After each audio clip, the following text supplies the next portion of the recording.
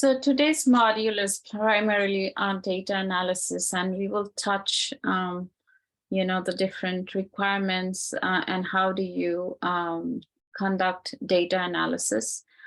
And then I would also ask you to go through some of the links that I have shared on data visualization and reading. We have definitely touched on data visualization in different classes, such as GIS, where you learn about map visualization. You have also done some visualizations in UPL 250, where you do demographic analysis and economic analysis and learn how to do basic data visualization.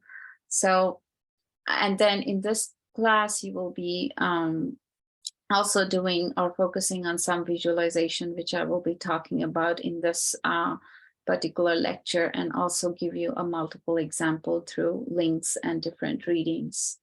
So stay with me. So you might be asking, what is actually data analysis? After you organize all your data, you just can't present all the data tables and make to your readers and think that they will make sense of your data, because they are huge tables. They might be few gigabyte long or megabyte long, and people won't make sense of anything unless you tell them what's going on in the data. So data analysis is nothing but extracting insights from the data that you have collected. So you will be using different processes, tools, and techniques and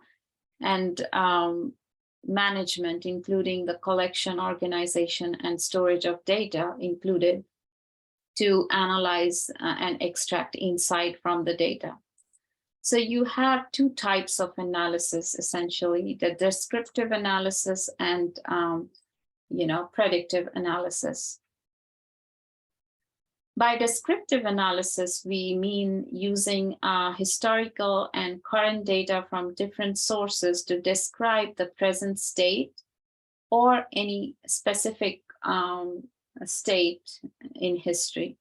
So we use descriptive analysis to identify trends and patterns in the data. Examples could be mean, median, mode, or frequency analysis. You will use tools such as Excel, Microsoft Power BI, Tableau, or any other statistical software would help you conduct descriptive analysis like that. So here is an example of descriptive data. So it is visualized as different bar charts, and also you can see a continuous line chart showing what's going up and what's going down. If it's basically doing a frequency and percentage analysis, which means, for example, you have demographic factors of the respondents, essentially from central, northern, southern Kurdistan region in this research. And it shows that the respondents' gender, for example, male and female, there are two types of gender. And it's almost, the frequency is showing the numbers. So 350 respondents, or a little bit more than 350. So 380 respondents, for example, male. And then we have female, which is about less than 200, but almost 200 females. And then percentage-wise, you have some numbers like, say, 70% are almost 65 to 70% are male. And then females would be, say, 30 to 40%. So if you keep reading them, you will see the different age groups. So if I say which was the highest age group represented in the respondent group, you might say that the 25 to 30 years, and 41 to 45 years are the most respondents were from those age groups. So you can see various different descriptive statistics from this particular chart, and it's kind of clear, visualized, and so you can get really creative and combine a couple different ways to visualize the table or tabular data for people to understand your analysis.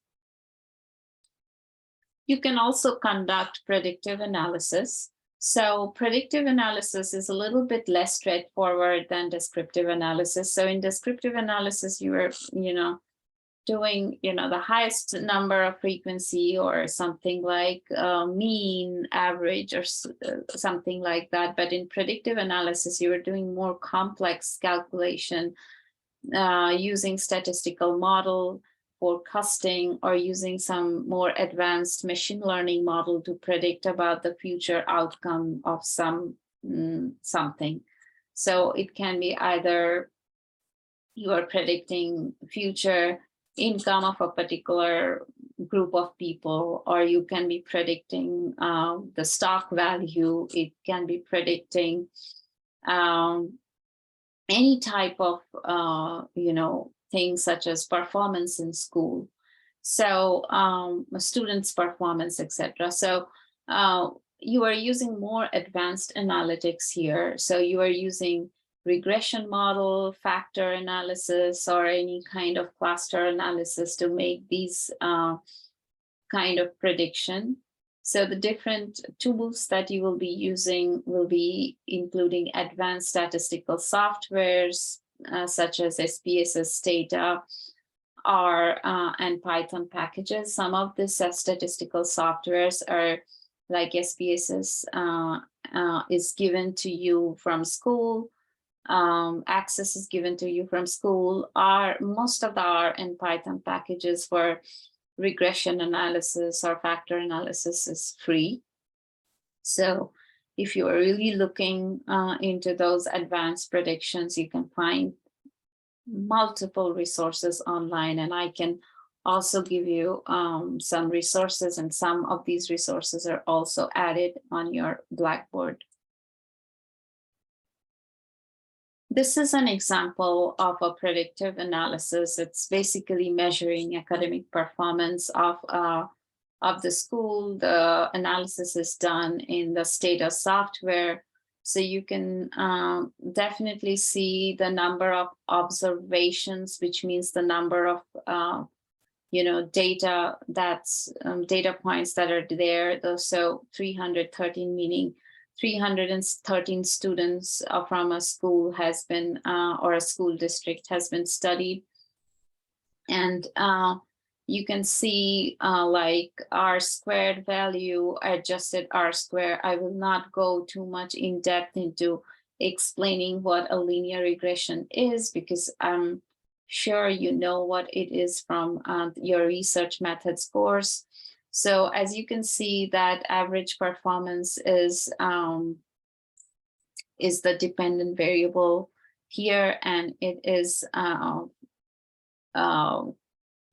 tested against 3 independent variables. That is average class size for the students, percent of students with free meals, which kind of tells you whether these students are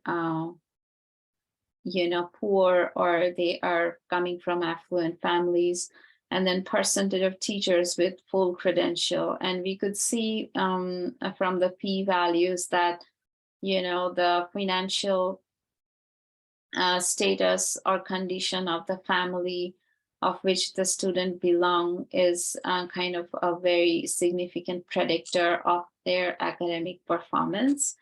And then the teachers with full credentials is not significant.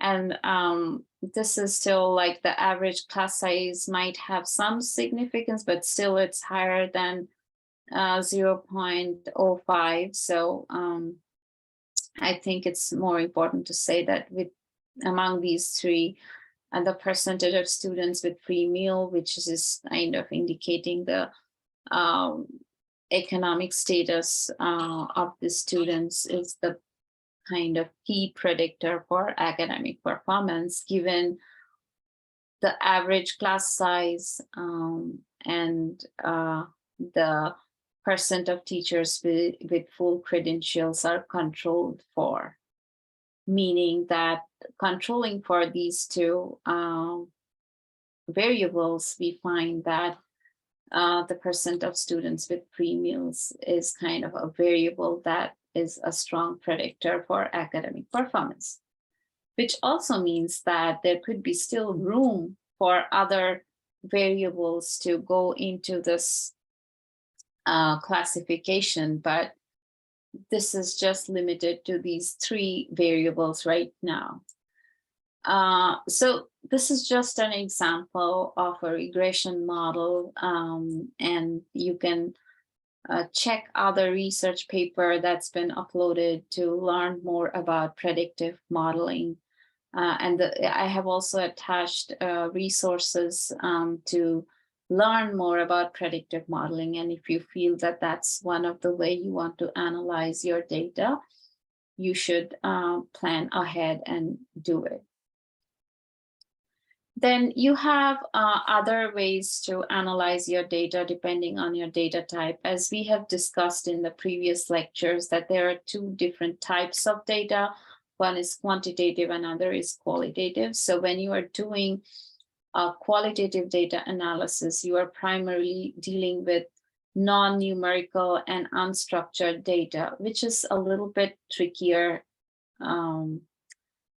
or different, I would say, than quantitative data. And you can't really make prediction, but you can actually describe a situation or people's viewpoint through qualitative data analysis. So those two have two different values in research. So what you are doing here in qualitative data analysis is doing a content analysis of the interviews or the perspective that you have gathered through your data collection. So you would be conducting a coding for the qualitative data. I would be talking a little bit about coding, not so much in depth, because I expect you to know about qualitative data analysis. And if you are planning to do a qualitative data analysis for your research, we will go through your research project, and on case-by-case basis, I will be teaching you. Let's see what else do we have in the qualitative data analysis.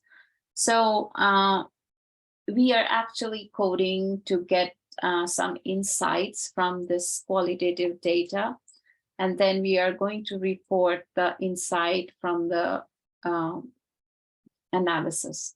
So different tools would be NVivo.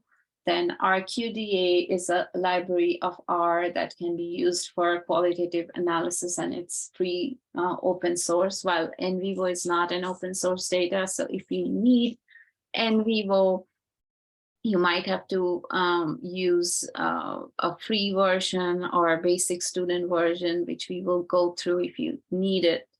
But you can also check out on the NVivo website, which I have attached in the Blackboard course tool. So content analysis or thematic analysis is conducted to make sense of what your interview participants are saying. So what you are trying to find out here is, what is the main point that they are trying to make? What's the surprising perspective they have that you haven't thought about? And how do their ideas differ from each other? And what's the commonality? So you might find that a different, people in a particular neighborhood may completely differ in the idea about how gentrification is affecting them. And you can also find some commonality about how gentrification is affecting them. So what you are doing is, say you find that some people are saying that, okay, gentrification is totally making them leave the neighborhood. And some people are saying, oh, wow, gentrification is actually raising our property price. So we are making real, principal gain here. So you try to see why they're so different in their attitude and what is that they are trying to describe and why is it different. It could be because they have a different financial or socioeconomic status, or they have a different family structure. And what is the commonality? Maybe both of them are saying, okay, gentrification is really giving them, a good urban space where they can do more activities, access to more amenities. So you can try to see that what is common and what's different. And if so, then why it's common and why it's different. So these are some of the pointers. So analyzing word cloud, this is just an example from NVivo where you can, test word cloud, and you can see that in this particular text corpus, what they have analyzed, people is the key, more important word. So somehow people are using the people word a lot more than they are talking about water. Maybe it's, something going on with the water management system, wells, fish, they're, happening in a particular area. Then there is another word cluster that talks about, development and hackers, etc. So that's kind of a common cluster. So right now, I don't know the context of this research, so I really can't say much about what's going on with the text corpus and the word frequency or the word cloud. But if you know the context of your research, you might be able to start making sense of what these words are actually signifying. So, and then you can connect it to your research idea. And as I said, that as we move forward in the course and based on the kind of tool that you will be using for your research, we can work with you on case-by-case basis.